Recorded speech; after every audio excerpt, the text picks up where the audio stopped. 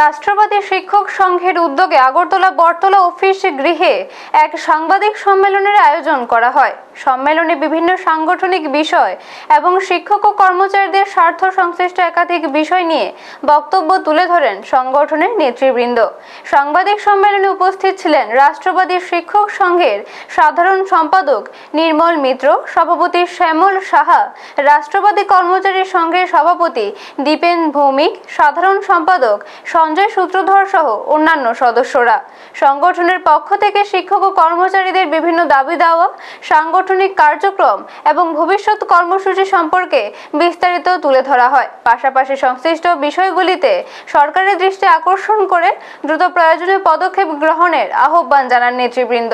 Bureau report, news তৎকাল 24।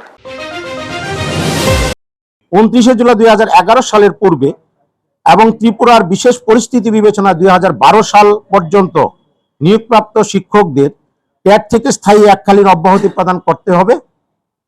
2 নম্বর দাবি হলো সংশ্লিষ্ট সকল শিক্ষকের চাকরি, সিনিয়রিটি, পদোন্নতি, পেনশন এবং অন্যান্য সকল আইনসম্মত পরিষেবা সুবিধা সম্পূর্ণভাবে সুরক্ষিত থাকতে হবে।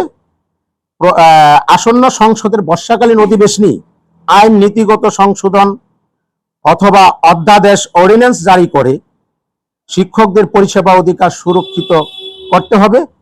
দেশের সকল রাজ্য এবং কেন্দ্রশাসিত অঞ্চলের জন্য কেন্দ্রীয় সরকারকে একটি সুস্পষ্ট নির্দেশিকা জারি করতে হবে, যাতে বিভ্রান্তি, অনিশ্চয়তা এবং অপ্রয়োজনীয় প্রশাসনিক জটিলতার অবসান ঘটে।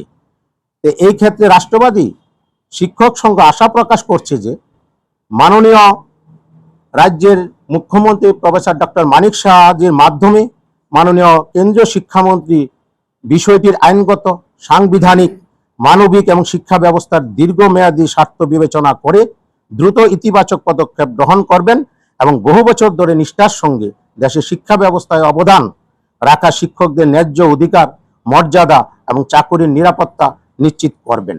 আপনারা দেখছেন নিউজ তৎকাল 24।